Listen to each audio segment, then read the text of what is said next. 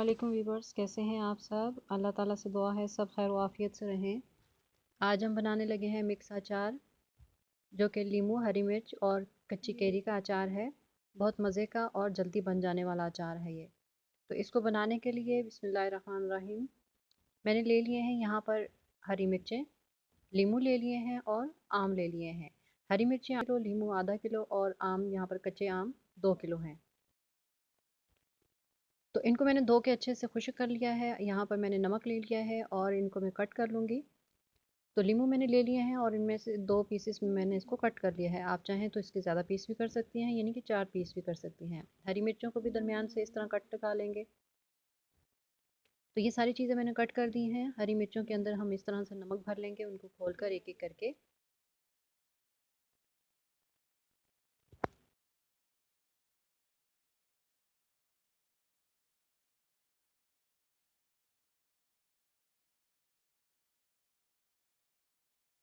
अब इस सारी चीज़ों को मैंने सारी मिर्चों को मैंने नमक लगा दिया है। अब इसके अंदर डाल देंगे बाकी की कैरियाँ, जो मैंने अलग से काट के रखी हुई हैं।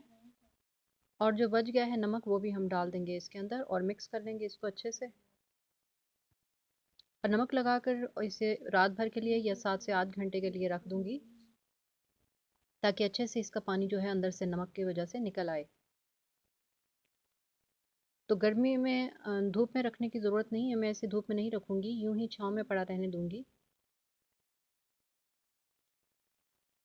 तो गर्मी होने के सबब यह है जल्दी तैयार हो जाता है, ज़्यादा टाइम नहीं लगता इसे तैयार होने के लिए। तो देखिए वीवर्स, रात भर रखने के बाद देखें इसका पानी जो है वो काफ़ी हद तक निकल चुका है। तो अब मैं इसको छन्नी में डाल दूंगी एक, और ताकि इसका जो पानी निकला हुआ है वो सारा खुश्क हो जाए।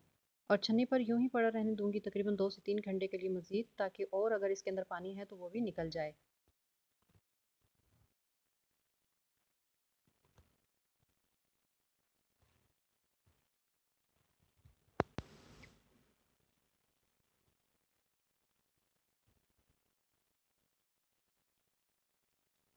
तो जब तक इसका पानी निकल जाता है, तो सरसों का तेल लिया है मैंने तकरीबन 3 पाव।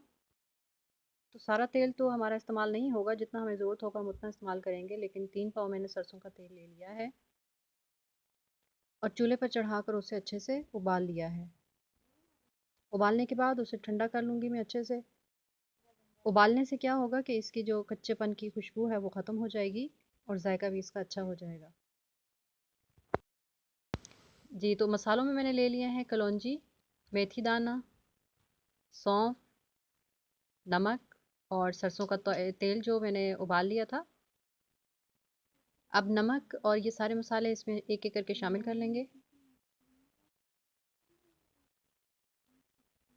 ये मसाले सारे मैंने इक्वल क्वांटिटी में ली हैं, यानी कि 3 बड़े चम्मच भर के इस तरह से।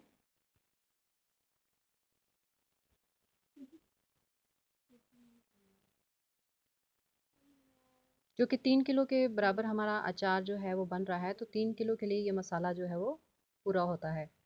तो इसको अच्छे से मिक्स कर लेंगे। मिक्स करके हम भर लेंगे इसको एक जार के अंदर।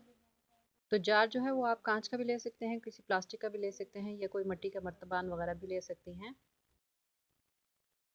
लेकिन स्टील या सिल्वर के बर्तन के अंदर इसे ना रखें, कि उससे ये ख़राब होने का डर होता है।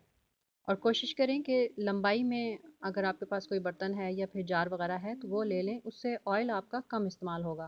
तो जितने खुले मुंह वाला बर्तन होगा या जितना खुला बर्तन होगा या चौड़ाई में होगा, उसमें तेल आपका ज़्यादा इस्तेमाल होगा।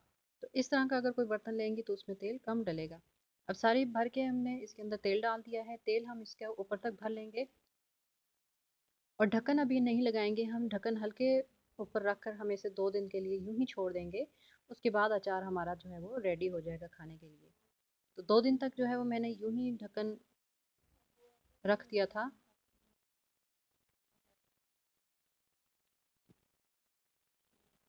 अचार जो है वो हमारा रेडी हो चुका है। आप खाएं इसे और बनाएं इस रेसिपी को। मिलते हैं, अल्लाह हाफिज़।